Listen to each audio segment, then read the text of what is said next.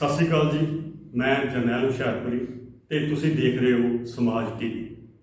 ਦੋਸਤੋ, ਅਸੀਂ ਆਪਣੇ ਚੈਨਲ ਰਾਹੀਂ ਤੁਹਾਡੇ ਤੱਕ ਤਰ੍ਹਾਂ ਤਰ੍ਹਾਂ ਦੀਆਂ ਗੱਲਾਂ ਪਹੁੰਚਾਉਂਦੇ ਰਹਿੰਦੇ ਹਾਂ। ਅੱਜ ਵੀ ਅਸੀਂ ਇੱਕ ਸਾਹਿਤਕ ਗੱਲ ਕਰਾਂਗੇ।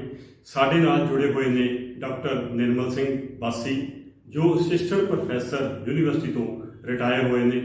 ਉਹਨਾਂ ਨੇ ਕੀ ਕੰਮ ਕੀਤੇ ਨੇ, ਕਿਤਾਬਾਂ ਲਿਖੀਆਂ ਨੇ ਜਾਂ ਬੱਚਿਆਂ ਲਈ ਕੀ ਕੁਝ ਕੀਤਾ, ਉਹਨਾਂ ਬਾਰੇ ਅਸੀਂ ਗੱਲ ਕਰਾਂਗੇ। ਬਾਸੀ ਸਾਹਿਬ, ਤੁਸੀਂ ਸਾਡੇ ਚੈਨਲ ਤੇ ਆਏ ਹੋ, ਤੁਹਾਡਾ ਬਹੁਤ ਬਹੁਤ ਸਵਾਗਤ ਹੈ। ਬਹੁਤ ਬਹੁਤ ਮਿਹਰਬਾਨੀ ਸਰ। ਤੁਸੀਂ ਸਭ ਤੋਂ ਪਹਿਲਾਂ ਇਹ ਦੱਸੋ ਕਿ ਤੁਹਾਡਾ ਪਿਛੋਕੜ ਕੀ ਹੈ, ਉਸ ਤੋਂ ਬਾਅਦ ਅਸੀਂ ਤੁਹਾਡੇ ਤੋਂ ਇਹ ਪੁੱਛਾਂਗੇ ਕਿ ਤੁਹਾਡੀ ਅੱਗੇ ਕਾਰਗੁਜ਼ਾਰੀਆਂ ਕੀ ਨੇ। ਪਿਛੋਕੜ ਬਾਰੇ ਦੱਸੋ ਪਹਿਲਾਂ। ਮੈਂ ਸਰ, ਮੇਰਾ ਅਸਲ ਪਿੰਡ ਮੇਰਾ ਬੱਲੋ ਮਾਜਰਾ ਪਿੰਡ ਹੈ। ਮੇਰਾ ਮੋਹਾਲੀ ਤੋਂ ਆਪਾਂ ਚੰਡੀਗੜ੍ਹ ਤੋਂ ਖਰੜ ਰੋਡ ਦੇ ਨਾਲ ਪੈਂਦਾ। ਉੱਥੇ ਮੈਂ ਜੰਮਿਆ, ਉੱਥੇ ਮੈਂ ਪੜ੍ਹਿਆ। ਮੁੱਢਲੀ ਪੜ੍ਹਾਈ ਵੀ ਮੇਰੀ ਉਸੇ ਗੌਰਮੈਂਟ ਪ੍ਰਾਇਮਰੀ ਸਕੂਲ ਵੱਲੋਂ ਮਾਜਰਾ ਦੀ ਹੈਗੀ। ਉਹ ਤੋਂ ਬਾਅਦ ਫਿਰ ਮੈਂ ਖਰੜ ਖਾਲਸਾ ਸਕੂਲ ਖਰੜ 'ਚ ਉੱਥੋਂ ਹਾਇਰ ਸੈਕੰਡਰੀ ਪਾਸ ਕੀਤੀ ਹੈ। ਠੀਕ ਹੈ ਜੀ। ਉਹ ਤੋਂ ਬਾਅਦ ਫਿਰ ਮੈਂ ਇੱਥੇ DAV ਕਾਲਜ ਚੰਡੀਗੜ੍ਹ ਦਾਖਲ ਹੋਇਆ। ਇੱਥੋਂ ਮੈਂ ਆਪਣੀ BA ਕੰਪਲੀਟ ਕੀਤੀ ਹੈ। ਮੈਂ 1967 BA ਕੰਪਲੀਟ ਕਰ ਲਈ ਸੀ ਆਪਣੀ। ਅੱਛਾ ਜੀ। ਤੇ ਤੁਸੀਂ ਪ੍ਰੋਫੈਸਰ ਕਦੋਂ ਬਣੇ? ਪ੍ਰੋਫੈਸਰ ਮੈਂ ਬਹੁਤ ਦੇਰ ਬਾਅਦ ਬਣਿਆ। ਉਦੋਂ ਮੈਂ BA ਕਰਕੇ ਮੈਨੂੰ ਨੌਕਰੀ ਪੰਜਾਬ ਯੂਨੀਵਰਸਿਟੀ 'ਚ ਮਿਲ ਗਈ ਸੀ, ਕਲੈਰੀਕਲ ਸਾਈਡ 'ਤੇ। ਉਸ ਪਾਸੇ ਮੈਂ ਨੌਕਰੀ ਕਰਦਾ ਰਿਹਾ।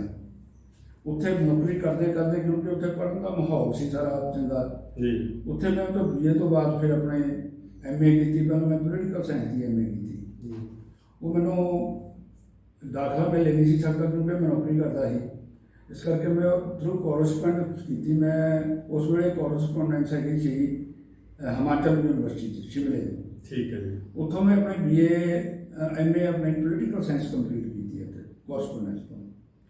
ਉਹ ਤੋਂ ਬਾਅਦ ਫਿਰ ਮੈਂ ਇੱਥੇ, ਕਿਉਂਕਿ ਮੇਰੀ ਡਿਊਟੀ ਪੰਜਾਬੀ ਡਿਪਾਰਟਮੈਂਟ ਸੀਗੀ ਇੱਥੇ ਪੰਜਾਬ ਯੂਨੀਵਰਸਿਟੀ 'ਚ।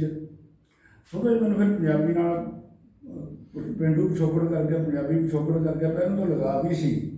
ਇਸ ਕਰਕੇ ਫਿਰ ਮੈਂ ਪੰਜਾਬੀ ਦੀ MA ਕੀਤੀ, ਕਿਉਂਕਿ ਇੱਕ MA ਕਰਕੇ ਕੋਈ ਬੰਦਾ ਫਿਰ ਅਗਲੇ ਦੂਜੀ ਕੋਈ ਵੀ MA ਪੰਜਾਬ ਯੂਨੀਵਰਸਿਟੀ ਤੋਂ ਕਰ ਸਕਦਾ ਸੀ। ਠੀਕ ਹੈ ਜੀ। ਮੈਂ ਫਿਰ ਇੱਥੇ ਪੰਜਾਬੀ ਦੀ MA ਕੀਤੀ। ਫਿਰ ਇੱਥੇ ਪੰਜਾਬੀ ਦੀ MA ਕਰਕੇ ਫਿਰ ਮੈਂ ਨੰਬਰ ਥੋੜ੍ਹੇ ਪਹਿਲਾਂ ਘੱਟ ਸੀਗੇ, ਉਹ ਤੋਂ ਬਾਅਦ ਫਿਰ ਚਲੋ ਇੰਪਰੂਵਮੈਂਟ ਕਰਕੇ ਮੈਂ ਥੋੜ੍ਹੇ ਨੰਬਰ ਬਣਾ ਲਏ, ਮੇਰੇ ਨੰਬਰ ਬਣ ਗਏ। ਚਲੋ, ਇਹ ਤਾਂ ਤੁਹਾਡੀ ਕੁਆਲੀਫਿਕੇਸ਼ਨ ਹੋ ਗਈ। ਤੁਸੀਂ ਅਸਿਸਟੈਂਟ ਪ੍ਰੋਫੈਸਰ ਕਦੋਂ ਬਣੇ ਆ?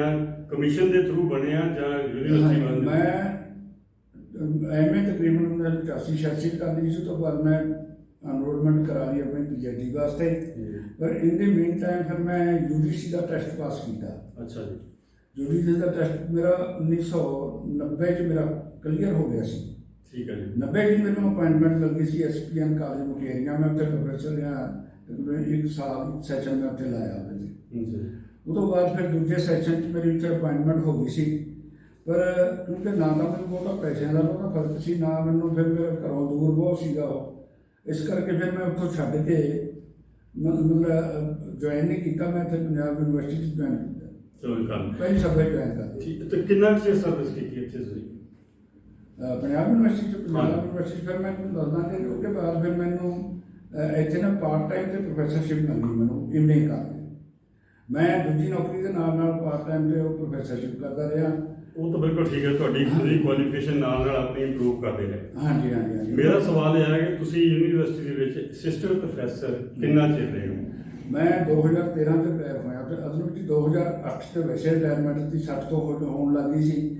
ਪਰ ਮੈਂ ਉਹਨਾਂ ਨੇ ਜਿਹੜੀ ਦੂਜੀ ਨਾ ਸਕਦੇ ਸੀ ਆਪਣੇ ਅਪਾਇੰਟਮੈਂਟ ਕਰ ਦਿੰਦੇ ਹੁੰਦੇ ਸੀ, 65 ਤੱਕ ਚੱਲ ਸਕਦਾ ਹੈ। ਉਹ ਮੈਂ 2013 ਤੱਕ ਕਰਦਾ ਰਿਹਾ। ਫਿਰ 2013 'ਚ ਮੈਂ ਉੱਥੋਂ ਰਿਟਾਇਰਮੈਂਟ ਲਈ।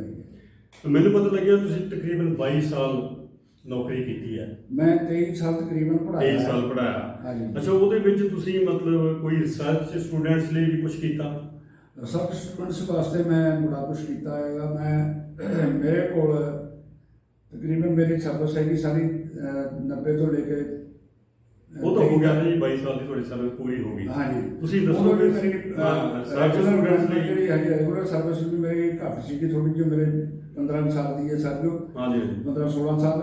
ਉਸ ਵਿੱਚ ਮੈਂ ਤਕਰੀਬਨ 10 ਬੰਦਿਆਂ ਨੂੰ PhD ਕਰਾਈ ਹੈ ਆਪਣੇ। 10 ਨੂੰ ਕਰਾਈ। ਤੇ ਤੁਹਾਡੇ ਕੋਈ ਰਿਸਰਚ ਪ੍ਰੋਜੈਕਟਸ ਹੋਣਗੇ? ਪ੍ਰੋਜੈਕਟ ਬਣਾਏ ਜਾਂਦੇ ਨੇ ਜੋ ਜਿਸ ਤਰ੍ਹਾਂ ਦੇ ਟੇਸਟ ਵਾਲਾ ਬੰਦਾ ਹੁੰਦਾ ਨਾ, ਜਿਸ ਤਰ੍ਹਾਂ ਦਾ ਸਟੂਡੈਂਟ ਹੁੰਦਾ ਹੈਗਾ, ਸਟੂਡੈਂਟ ਦੇ ਹਿਸਾਬ ਨਾਲ ਫਿਰ ਪ੍ਰੋਜੈਕਟ ਬਣਾਇਆ ਜਾਂਦਾ ਹੈ। ਅੱਛਾ, ਜਦੋਂ ਪਾਸੇ ਦਾ ਇੰਟਰਸਟ ਚਲੋ ਤੁਸੀਂ ਇੱਕ ਕਿਤਾਬ ਪੁਆਧ ਤੇ ਕੋਈ ਰੀਜਨ ਲੈਂਗੁਏਜ ਜਿਹੜੀ ਹੈਗੀ ਹੈ ਸਾਡੀ ਪੰਜਾਬੀ ਲੈਂਗੁਏਜ ਕਲਚਰ ਤੇ, ਹਾਂਜੀ। ਉਹਦੇ ਤੇ ਕੋਈ ਤਿਆਰ ਕੀਤੀ ਹੈ ਜਾਂ ਕਰ ਰਹੇ ਹੋ ਜਾਂ ਕਿਸ ਤਰ੍ਹਾਂ? ਮੈਂ ਤਿਆਰ ਕਰ ਰਿਹਾ ਪੁਆਧ ਤੇ ਅੱਛਾ। ਮੇਰੇ ਆਰਟੀਕਲ ਛਪੇ ਹੈਗੇ, 2-3 ਆਰਟੀਕਲ ਮੇਰੇ ਕਿਤਾਬਾਂ ਵਿੱਚ ਛਪ ਚੁੱਕੇ ਹੈਗੇ। ਅੱਛਾ ਜੀ। ਆਪਣਾ ਡਾਕਟਰ ਮਨਮੋਹਨ ਸਿੰਘ ਉਹਨਾਂ ਨੇ ਪੰਜਾਬੀ ਸੱਚ ਤੋਂ ਬਣਾਈ ਸੀ, ਉਹ ਕਿਤਾਬ ਛਾਪੀ ਸੀ, ਉਹਦੇ 'ਚ ਮੇਰਾ ਆਰਟੀਕਲ ਹੈਗਾ।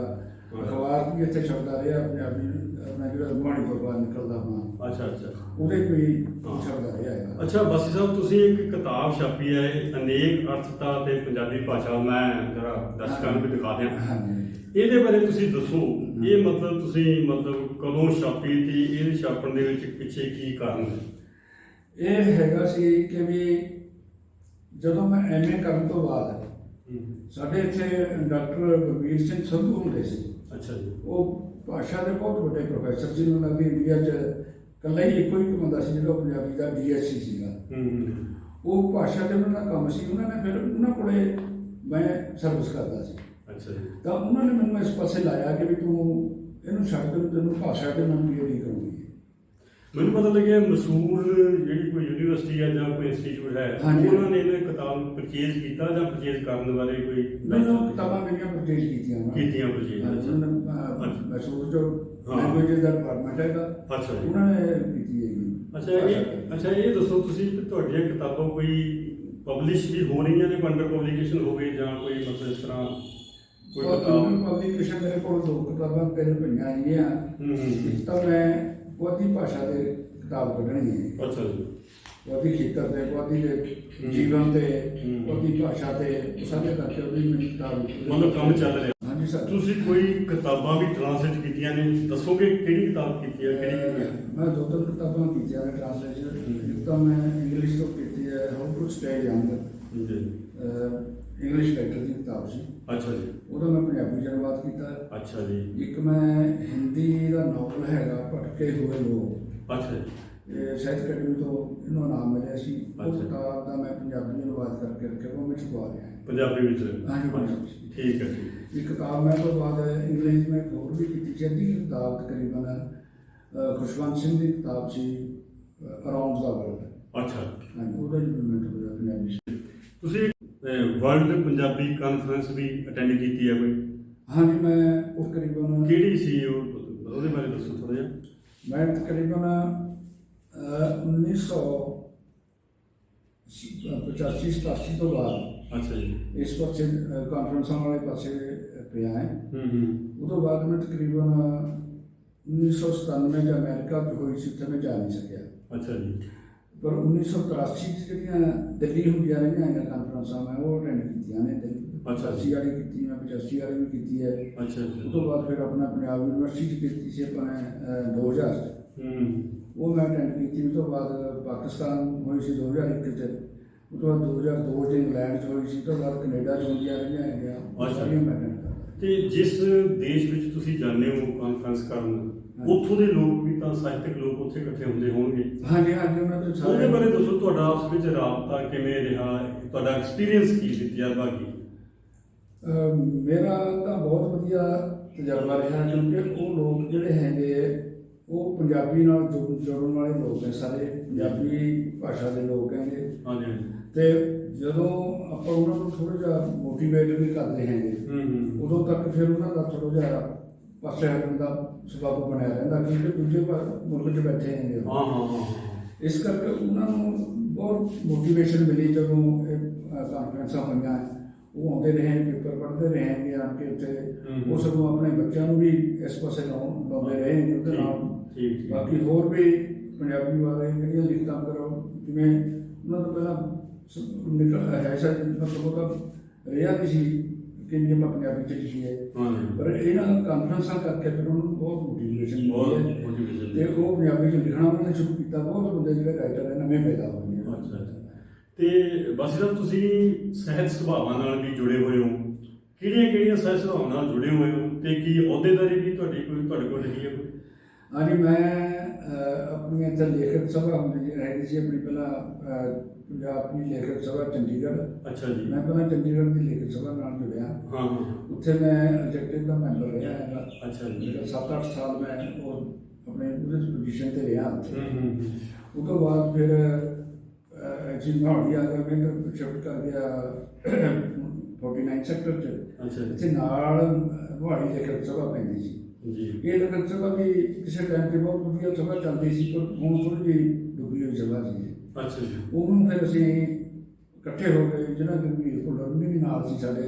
ਅੱਛਾ ਜੀ। ਉਹ ਸਾਰੇ ਬੰਦੇ ਨਾਲ ਇਕੱਠੇ ਹੋ ਗਏ, ਅਸੀਂ ਨਾਲ ਇਕੱਠੇ ਹੋ ਕੇ ਆਪਣੇ ਕੋਲੋਂ ਪੈਸੇ ਪੂਰੇ ਇਕੱਠੇ ਕਰਕੇ ਉਹ ਜਲਦੀ ਕੀਤੀ। ਮਤਲਬ ਉਹਦਾ ਨਾਮ ਕੀ ਪੰਜਾਬੀ ਸਾਹਿਤ ਸਭਾ ਮੋਹਾਲੀ। ਹਾਂਜੀ, ਪੰਜਾਬੀ ਸਾਹਿਤ ਸਭਾ ਰਜਿਸਟਰਡ ਮੋਹਾਲੀ। ਠੀਕ ਹੈ ਜੀ। ਹਾਂਜੀ। ਤੇ ਉਹਦਾ ਤਾਂ ਮੈਨੂੰ ਪਤਾ ਲੱਗਿਆ ਸੈਕਟਰ 69 ਦੀ ਲਾਇਬ੍ਰੇਰੀ ਹੈ, ਉਹਦੇ ਵਿੱਚ ਅੱਜ ਕੱਲ੍ਹ ਕਾਰਵਾਈ ਚੱਲਦੀ ਹੈ, ਕੰਮ ਸਾਰੇ। ਇਹ ਸਾਨੂੰ ਪਿੱਛੇ ਜੇ ਸਿੱਧੂ ਸਾਹਿਬ ਉਹਨਾਂ ਨੇ ਜਿਹੜੀ ਲਾਇਬ੍ਰੇਰੀ ਦਾ ਚਾਰਜ ਦੇ ਦਿੱਤਾ ਸੀ ਉਹਨਾਂ ਨੂੰ, ਸੈਕਟਰ ਲਾਇਬ੍ਰੇਰੀ ਦਾ। ਅੱਛਾ ਜੀ। ਤੇ ਹੁਣ ਸਾਡੇ ਕੋਲ ਇਹ ਲਾਇਬ੍ਰੇਰੀ ਹੈ। ਪਹਿਲਾਂ ਅਸੀਂ ਕਿਤੇ ਮੀਟਿੰਗ ਕਰਦੇ ਸੀ, ਕਦੇ ਕਿਤੇ ਕਰਦੇ ਸੀ। ਹੁਣ ਸਾਨੂੰ ਕੋਈ ਜਗ੍ਹਾ ਨਹੀਂ ਤੁਹਾਨੂੰ ਪਲੇਟਫਾਰਮ ਮਿਲ ਗਿਆ ਮਤਲਬ। ਹੁਣ ਇੱਥੇ ਅਸੀਂ ਮੀਟਿੰਗ ਕਰ ਸਕਦੇ ਹਾਂ। ਕਿੰਨੇ ਕੁ ਲੇਖਕ ਇਕੱਠੇ ਹੋ ਜਾਂਦੇ ਮੀਟਿੰਗ ਦੇ ਵਿੱਚ ਇੱਥੇ? ਮੀਟਿੰਗ ਵਿੱਚ ਦੇਖੋ, ਕਰੋਨਾ ਤੋਂ ਪਹਿਲਾਂ ਤਾਂ ਸਾਡੇ ਕੋਲ 50-60-70 ਬੰਦੇ ਆ ਜਾਂਦੇ ਸੀ, ਇਕੱਠੇ ਹੁੰਦੇ ਸੀ। ਅੱਛਾ। ਕਰੋਨਾ 'ਚ ਥੋੜ੍ਹਾ ਜਿਹਾ ਸਾਰੇ ਕੰਮ ਹੀ ਠੱਪ ਹੋ ਗਏ ਸੀ। ਹਾਂਜੀ। ਉਹਦੇ ਬਾਅਦ ਫਿਰ ਹੁਣ ਵੀ ਤਕਰੀਬਨ 30-40 ਮੈਂਬਰ ਜਿਹੜੇ ਹੈਗੇ ਆ ਜਾਂਦੇ ਹੈਗੇ। ਸੋ ਉਹ ਹੌਲੀ ਹੌਲੀ ਗਿਣਤੀ ਵਧਣ ਸ਼ੁਰੂ ਹੋ ਗਈ ਹੈ, ਹੌਲੀ ਹੌਲੀ ਹੋਰ ਵੱਧ ਜਾਂਦੀ। ਅੱਛਾ ਬਾਦ ਸਾਹਿਬ, ਇੱਕ ਹੋਰ ਦੱਸੋ, ਤੁਸੀਂ ਪੰਜਾਬੀ ਭਾਸ਼ਾ ਦੇ ਵਿੱਚ ਬੜਾ ਕੰਮ ਕੀਤਾ ਹੈਗਾ, ਟ੍ਰਾਂਸਲੇਸ਼ਨ ਵੀ ਹੋਈਆਂ, ਸਾਰਾ ਕੁਝ, ਕਾਨਫਰੰਸਾਂ ਵਿੱਚ ਵੀ ਅਟੈਂਡ ਕੀਤੀਆਂ। ਇਹ ਪੰਜਾਬੀ ਭਾਸ਼ਾ ਸਾਡੀ ਦਿਨੋਂ ਦਿਨ ਨਿੱਘਰਦੀ ਕਿਉਂ ਜਾ ਰਹੀ ਹੈ? ਇਹਦੇ ਵਿੱਚ ਕੀ ਕਾਰਨ ਹੈਗੇ? ਕਾਰਨ ਸਭ ਤੋਂ ਵੱਡਾ ਕਾਰਨ ਤਾਂ ਦੇਖੋ ਇਹਦੇ 'ਚ ਐਮਪਲੋਇਮੈਂਟ ਦਾ ਆਪਣਾ ਹੈਗਾ, ਕਿਉਂਕਿ ਸਾਡੀ ਪੰਜਾਬ ਗੌਰਮੈਂਟ ਜਿਹੜੀ ਹੈ ਐਮਪਲੋਇਮੈਂਟ ਵਾਲੇ ਪਾਸੇ ਚੱਲੀ ਗਈ। ਇੰਡੀਆ ਗੌਰਮੈਂਟ ਦੇ ਪਾਸੇ ਹੀ ਰਹੀ ਹੈ। 84 ਤੋਂ ਬਾਅਦ ਇਹਨਾਂ ਨੇ ਕਦੇ ਕੋਈ ਪੋਸਟਾਂ ਨਹੀਂ ਭਰੀਆਂ, ਉਹਦੇ ਨਾਲ ਨਾ ਅਨਐਮਪਲੋਇਮੈਂਟ ਬਹੁਤ ਜ਼ਿਆਦਾ ਹੋ ਗਈ ਹੈ। ਹੁਣ ਅਨਐਮਪਲੋਇਮੈਂਟ ਕਰਕੇ ਲੋਕ ਜਿੱਥੇ ਮਾੜੀ ਮੋਟੀ ਐਮਪਲੋਇਮੈਂਟ ਮਿਲਣ ਦਾ ਸੁਭਾਅ ਹੁੰਦਾ, ਉਸ ਪਾਸੇ ਜਾਣਾ ਚਾਹੁੰਦੇ ਉਹਨਾਂ ਨੂੰ, ਉਹਦੇ ਵਾਸਤੇ ਅੰਗਰੇਜ਼ੀ ਬਹੁਤ ਜ਼ਰੂਰੀ। ਮਤਲਬ ਪ੍ਰਾਈਵੇਟ ਕੰਪਨੀਆਂ ਜੋ ਜਾਂ ਲੋਕ ਥੋੜਾ ਬਾਹਰ ਜਾਣ ਲੱਗੇ ਨੇ, ਉਹਨੇ ਚਾਹੀਦੀ ਇਹ ਵੀ ਕੰਮ ਹੈ। ਤੇ ਵੈਸੇ ਤਾਂ ਦਫ਼ਤਰਾਂ ਦੇ ਵਿੱਚ ਪੰਜਾਬੀ ਭਾਸ਼ਾ ਵਿੱਚ ਕੰਮ ਹੋ ਰਿਹਾ, ਵੈਸੇ ਐਸੀ ਗੱਲ ਨਹੀਂ। ਉਹਦੇ ਬਾਰੇ ਤੁਸੀਂ ਉੱਥੇ ਵੀ ਹਾਲੇ ਕੋਈ ਜਿਹੜੇ ਵੱਡੇ ਅਫਸਰ ਨੇ ਜਾਂ ਬਾਹਰੋਂ ਆਉਂਦੇ ਨੇ, ਉਹ ਅੰਗਰੇਜ਼ੀ ਨੂੰ ਹੀ ਪ੍ਰੈਫਰ ਕਰਦੇ ਆ, ਆਪਾਂ ਉਹਦੇ ਤੇ ਹੋਰ ਜ਼ੋਰ ਨਹੀਂ ਲਾ ਸਕਦੇ ਕਿ ਪੰਜਾਬੀ 'ਚ ਕਰੋ? ਨਹੀਂ, ਆਪਾਂ ਕੋਸ਼ਿਸ਼ਾਂ ਕਰ ਰਹੇ ਹਾਂ ਕਿ ਅਸੀਂ ਬਹੁਤ ਪਿੱਛੇ ਜੇ ਬੜੀ ਦੇਰ ਤੋਂ ਚੱਲੀਆਂ ਗਈਆਂ, ਤਕਰੀਬਨ 1990 ਤੋਂ ਹੀ ਅਸੀਂ ਮੀਟਿੰਗਾਂ ਕਰਦੇ ਆ ਰਹੇ ਹਾਂ ਇਸ ਬਾਰੇ ਕਿ ਚੰਡੀਗੜ੍ਹ 'ਚ ਪੰਜਾਬੀ ਨੂੰ ਲਾਗੂ ਕਰੋ।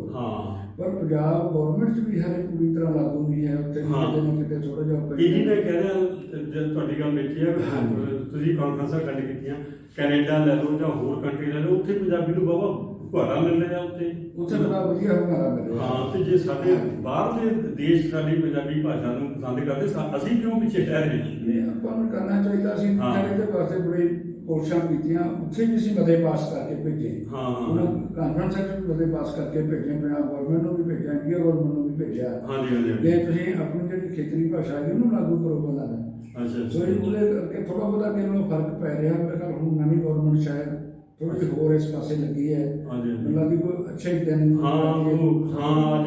ਮੁੱਖ ਮੰਤਰੀ ਵੀ ਕਲਾਕਾਰ ਬੰਦੇ ਨੇ, ਕਰਨਗੇ ਨੀਤੀ ਵਧੀਆ ਬਣਾਉਣਗੇ, ਆਸ ਕਰਦੇ ਆ ਵੀ ਵਧੀਆ ਬਣੇ। ਤੇ ਇੱਕ ਤੁਸੀਂ ਹੋਰ ਦੱਸੋ ਲਾਸਟ, ਜਿਹੜਾ ਆਪਣੇ ਲੇਖਕ ਸਭਾ ਲੁਧਿਆਣਾ ਹੈ, ਕੇਂਦਰੀ ਲੇਖਕ ਸਭਾ, ਤੁਸੀਂ ਉਹਨਾਂ ਦੇ ਵਿੱਚ ਵੀ ਪਾਰਟਿਸਿਪੇਟ ਕਰਦੇ? ਕੇਂਦਰੀ ਪੰਜਾਬੀ ਲੇਖਕ ਸਭਾ ਦਾ ਮੈਂ ਮੈਂਬਰ ਹਾਂ, ਜਿੱਥੇ ਸਾਹਿਤ ਅਕੈਡਮੀ ਲੁਧਿਆਣਾ ਹੈ, ਉਹਦਾ ਵੀ ਮੈਂਬਰ। ਤੁਸੀਂ ਮਤਲਬ ਕਾਫੀ ਜੁੜੇ ਹੋਏ ਇਹਨਾਂ ਦੇ ਨਾਲ ਲੇਖਕ ਸਭਾਵਾਂ ਨਾਲ ਉਹਨਾਂ ਕਰਕੇ। ਜਿਹੜੀ ਸਾਹਿਤ ਅਕੈਡਮੀ ਉਹਦੇ ਕਰਕੇ ਜਾਂ ਕੇਂਦਰੀ ਪੰਜਾਬੀ ਕਰਕੇ ਬਾਕੀ ਸਭਾਵਾਂ ਨਾਲ ਵੀ ਬੰਦਾ ਜੁੜ ਜਾਂਦਾ। ਉਹਦੇ ਕਰਕੇ ਅਸੀਂ ਤਕਰੀਬਨ ਸਾਰੀਆਂ ਸਭਾਵਾਂ 'ਚ ਮੀਟਿੰਗ ਅਟੈਂਡ ਕਰਦੇ ਰਹੇ ਹਾਂ, ਪਟਿਆਲੇ ਵੀ ਜਾਂਦੇ ਰਹੇ ਹਾਂ, ਧੂਰੀ ਜਾਂਦੇ ਰਹੇ, ਹੋਰ ਬਸ ਇਸ ਤਰ੍ਹਾਂ। ਤੇ ਆਖਰ ਵਿੱਚ ਬਸੀ ਸਾਹਿਬ, ਤੁਸੀਂ ਸਾਨੂੰ ਇਹ ਦੱਸੋ ਕਿ ਤੁਸੀਂ ਜਿਹੜੇ ਸਾਡੇ ਨਵੇਂ ਸਾਹਿਤਕਾਰ ਤੁਹਾਡੇ ਵਿੱਚ ਸ਼ਾਮਲ ਹੁੰਦੇ, ਤੁਹਾਡੀਆਂ ਸਭਾਵਾਂ 'ਚ ਵੀ ਆਉਂਦੇ ਹੋਣਗੇ, ਚਾਹੇ ਉਹ ਕਵੀ ਹੈ, ਚਾਹੇ ਕਹਾਣੀਕਾਰ ਹੈ, ਉਹਨਾਂ ਨੂੰ ਕੀ ਸੁਨੇਹਾ ਦੇਣਾ ਚਾਹੁੰਦੇ ਹੋ ਤੁਸੀਂ? ਸੁਨੇਹਾ ਦੇਖੋ ਇਹੀ ਹੈ ਕਿ ਵੀ ਪੰਜਾਬੀ ਵਾਸਤੇ ਕੰਮ ਕਰਨਾ ਚਾਹੀਦਾ, ਕਿਉਂਕਿ ਲੇਖਕ ਬਹੁਤ ਵੱਡਾ ਕੰਮ ਕਰ ਸਕਦਾ। ਲੇਖਕ ਸਮਾਜ ਵਾਸਤੇ ਬਹੁਤ ਵੱਡਾ ਕੰਮ ਕਰ ਸਕਦਾ ਹੈ ਤੇ ਆਪਣੀ ਭਾਸ਼ਾ ਵਾਸਤੇ ਬਹੁਤ ਵੱਡਾ ਕੰਮ ਕਰ ਸਕਦਾ ਹੈ। ਉਹਨਾਂ ਨੂੰ ਇਹੀ ਮੋਟੀਵੇਟ ਕਰੀਦਾ ਕਿ ਵੀ ਤੁਸੀਂ ਪੰਜਾਬੀ 'ਚ ਲਿਖਣਾ ਸ਼ੁਰੂ ਕਰੋ, ਹਾਂਜੀ ਪੰਜਾਬੀ ਬੱਚਿਆਂ ਨੂੰ ਪੜ੍ਹਾਓ ਹੂੰ ਤੇ ਆਪਣੇ ਬੱਚੇ ਜਿਹੜੇ ਸਾਰੇ ਉਹਨਾਂ ਨੂੰ ਸਾਰੇ ਪੰਜਾਬੀ ਵਾਲੇ ਪਾਸੇ ਲੈ ਕੇ ਆਓ। ਹੋਰ ਲੋਕਾਂ ਨੂੰ ਵੀ ਪ੍ਰੇਰ ਹੋ ਜੇ ਮਾੜੇ ਮੋਟੇ ਜਿਹੜੀ ਪ੍ਰੇਰਨਾ ਦੀ ਹੋ ਵੀ ਉਹ ਵੀ ਪੰਜਾਬੀ ਵਾਲੇ ਪਾਸੇ ਆਉਣ ਤਾਂ ਕਿ ਆਪਣੀ ਪੰਜਾਬੀ ਲੈਂਗੁਏਜ ਨੇ ਹੁਣ ਜਿਹੜੀਆਂ ਕਾਨਫਰੰਸਾਂ ਕੀਆਂ ਉਹਨਾਂ 'ਚ ਵੀ ਬਹੁਤ ਜ਼ਿਆਦਾ ਪਹਿਲਾਂ ਲਿਖ ਕੇ ਆਉਂਦੇ ਸੀ, ਹੁਣ ਸਟੂਡੈਂਟ ਵੀ ਆਉਣ ਲੱਗ ਗਏ ਆ। ਹਾਂ ਜੀ। ਇਹਦੇ ਕਰਕੇ ਮੇਰਾ ਖਿਆਲ ਹੈ ਥੋੜ੍ਹੀ ਜਿਹੀ ਸਾਨੂੰ ਆਸ ਰੱਖਣੀ ਚਾਹੀਦੀ ਹੈ ਕਿ ਪੰਜਾਬੀ ਦਾ ਭਵਿੱਖ ਹਾਂ ਅੱਗੇ ਨਾਲੋਂ ਵਧੀਆ ਹੋ ਸਕਦਾ ਹੈ। ਹਾਂਜੀ ਕਿਉਂਕਿ ਸਾਡਾ ਸੱਭਿਆਚਾਰ ਬੜਾ ਅਮੀਰ ਸੱਭਿਆਚਾਰ ਹੈ। ਵਾਸੀ ਸਾਹਿਬ ਹੋਰ ਤੁਸੀਂ ਕੁਝ ਕਹਿਣਾ ਚਾਹੁੰਦੇ ਹੋ ਆਪਣੇ ਬਾਰੇ ਜਾਂ ਕੋਈ ਗੱਲ ਰਹਿ ਗਈ ਹੋਵੇ ਕਈ ਵਾਰੀ? ਬਸ ਇਹੀ ਹੈਗਾ ਕਿ ਵੀ ਅਸੀਂ ਇਸ ਪਾਸੇ ਇਸੇ ਕਰਕੇ ਲੱਗੇ ਹੈਗੇ ਕਿ ਪੰਜਾਬੀ ਨਾਲ ਪਿਆਰ ਹੈਗਾ। ਹਾਂਜੀ ਪੰਜਾਬੀ ਨੂੰ ਆਪਾਂ ਕਿਸੇ ਨਾ ਕਿਸੇ ਤਰ੍ਹਾਂ ਮਾੜਾ ਮੋਟਾ ਪ੍ਰਫੁੱਲਤ ਕਰੀਏ, ਅੱਗੇ ਲੈ ਕੇ ਜਾਈਏ। ਹਾਂਜੀ ਤੇ ਬਾਕੀ ਲਿਖਣ ਪੜ੍ਹਨ ਦਾ ਕੰਮ ਹੈਗਾ ਕਿਉਂਕਿ ਲੇਖ ਜਿਹੜਾ ਹੈ ਉਹ ਸਮਾਜ ਵਾਸਤੇ ਬੜਾ ਕੁਝ ਕਰ ਸਕਦਾ, ਬੜੀ ਸੇਧ ਦੇ ਸਕਦਾ ਹੈ। ਉਸ ਪਾਸੇ ਵੀ ਆਪਾਂ ਮੀਟਿੰਗਾਂ ਵਿੱਚ ਵੀ ਇਹੀ ਕੰਮ ਕਰੀਦਾ ਹੈ ਕਿ ਲੇਖਕਾਂ ਨੂੰ ਇਕੱਠੇ ਕਰਕੇ ਇਸ ਪਾਸੇ ਲਾਈਏ। ਹਾਂਜੀ ਇਹ ਕੰਮ ਆਪਾਂ ਸ਼ੁਰੂ ਹਾਂ ਕੀਤਾ ਵਾ, ਇਹਦੇ 'ਚ ਆਪਾਂ ਬੜੀ ਇੱਕ ਗੱਲ ਹੋਰ ਰਹਿ ਗਈ ਸੀ ਤੇ ਦੂਜੀਆਂ ਮਤਲਬ ਰਾਜਾਂ ਤੋਂ ਵੀ ਕੋਈ ਆਪਣੇ ਕਹਾਣੀਕਾਰ ਜਾਂ ਸਾਹਿਤਕਾਰ ਇੱਥੇ ਆਉਂਦੇ ਨੇ ਤੁਹਾਡੀਆਂ ਸਭਾਵਾਂ ਦੇ ਵਿੱਚ ਜਾਂ ਤੁਸੀਂ ਵੀ ਉੱਥੇ ਜਾਂਦੇ ਹੋ? ਹਾਂਜੀ ਜਾਂਦੇ ਜਿੱਦਾਂ ਹੁਣ ਦਿੱਲੀ ਵਾਲੇ ਬੰਦੇ ਆਉਂਦੇ ਰਹੇਗੇ, ਹਾਂਜੀ ਬਾਕੀ ਹਰਿਆਣਾ ਵਾਲੇ ਬੰਦੇ ਵੀ ਆਉਂਦੇ ਰਹੇਗੇ ਤੇ ਹਰਿਆਣਾ 'ਚ ਰਹਿੰਦੇ ਹੈਗੇ ਪਰ ਪੰਜਾਬੀਆਂ ਨਾਲ ਜੁੜੇ ਹੈਗੇ। ਕਈਆਂ ਦਾ ਪਿਛੋਕੜ ਪੰਜਾਬੀ ਹੈਗਾ, ਉਹ ਸੈੱਟ ਹੋ ਗਏ ਬੰਦੇ, ਉਸ ਤਰ੍ਹਾਂ ਦੇ ਬੰਦੇ ਆਉਂਦੇ ਰਹਿੰਦੇ। ਬਾਕੀ ਜਿਹੜੇ ਦੂਜੀ ਜਿਹੜੀਆਂ ਭਾਸ਼ਾਵਾਂ ਵਾਲੇ ਉਹ ਵੀ ਤਕਰੀਬਨ ਕਈ ਵਾਰ ਜੁੜਨ ਦੀ ਕੋਸ਼ਿਸ਼ ਕਰਦੇ। ਹਿੰਦੀ ਜਿਹੜੇ ਲੇਖਕ ਹੈਗੇ ਉਹ ਵੀ ਪੰਜਾਬੀ 'ਚ ਲਿਖਣਾ ਉਹਨਾਂ ਨੇ ਸ਼ੁਰੂ ਕੀਤਾ ਕੋਈ ਬੰਦਿਆਂ ਨੇ। ਠੀਕ ਹੈ ਠੀਕ ਹੈ। ਉਹ ਇਸ ਤਰ੍ਹਾਂ ਦੀ ਮਤਲਬ ਮੋਟੀਵੇਸ਼ਨ ਜਿਹੜੀ ਹੈਗੀ ਇਹਨਾਂ ਸੁਭਾਵਾਂ ਤੋਂ ਮਿਲਦੀ ਹੈ।